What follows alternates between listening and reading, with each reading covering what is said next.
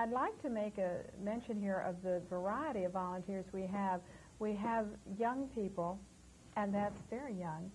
We have young women who will take their children to the visits, and we also have seniors who are members of the RSVP, Retired Senior Volunteer Program. They were among the first to become very actively involved. Happily, they have a lot of time which they can make available to us. And while we cannot reimburse anybody for expenses, we can encourage them and recognize them through merit certificates. And I hope at some point the Humane Society can have a banquet. Mm-hmm. We also have the university students. Oh, yes, they're a large course. University students are a large group. So here we have a program which is well started, well on its way, low cost except in terms of time. And it would be nice if we had our own van. We don't, but we'll get along until we get one, I guess. But I think somewhere in the future we may have one. And this is the first of the Pet-a-Pet programs. It is with the elderly nursing home residents, but we hope to also extend this to throughout the life cycle to people who really need other special populations. And I think everybody needs animals. It's sort of like a wellness program for everybody. We hope to reach children in detention centers and also a very special group of individuals who are at home. They don't have the benefits of an activity director if they are homebound, and yet they may not have the facilities or the capabilities to care for an animal. So we're trying to explore ways that we can take animals to visit in homes.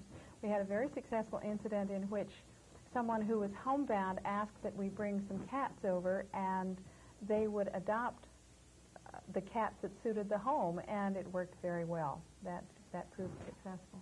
I was going to ask, what kind of animals are we taking to these places? Are they cats and dogs only? Cats and dogs and rabbits and guinea pigs and gerbils, and I think Sue has an activity room that has all kinds of animals. She was one of the first people to start this program. We work with the university, and they brought in a goat and 2 kids, and they brought in a donkey, and they brought in several farm animals because we have a lot of residents who worked on the farm or who owned the farm. Sure. And it really, I think it really makes them feel good when you see things that they don't think they would ever see again. Tell them about your guinea pigs. We have guinea pigs that reproduce a lot. That's and a self-supporting program. We've been selling to other nursing homes to try to incorporate pets within the nursing homes that reside there. Within the setting itself. So there is a possibility of some resident animals coming up in the future? I would think so.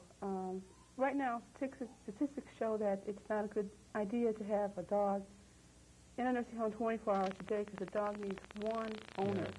It would confuse the dog if there was more than one owner because they'd be given several different directions. Also, the staff has to be oriented to meet the needs of the animal. I've heard incidents where pets were in homes and they've gotten hit by cars because of the lack of consideration by Well, we staff. have birds and fish and Oh, yeah. And almost fish are anything. great. Mice. Mice, yeah. Pet mice. So it's a going program. And Very good. The going residents far. can be asked what they'd like to have, too. I It works see. well. So you can oblige their request. And some of the residents have left pets at home and they can come and visit, and we encourage this. I think we're coming at a place where we ought to maybe pull this together, summarize it. Who wants to have that job? Well, I think we have more or less summarized it. That this is a program which is beneficial to the nursing home residents, to the animals, to the caretakers, to the staff, to just about anyone who And the comes. volunteers. To the volunteers. And it's a low-cost program.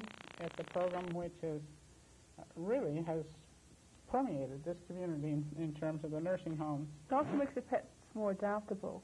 You know, makes them more socialized, That's right. and it gives them the chance to be adopted. They've been handled both by the volunteer and transportation provided, and then at the home. And unlike many of the other programs of this type, many of them come from service programs, This one has been originated by the Champaign County Humane Society. Well, Queenie and Clover and Susan, I certainly thank you for your time and coming here and talking to us and telling us a little bit about the Champaign County Humane Society's Pet-a-Pet program.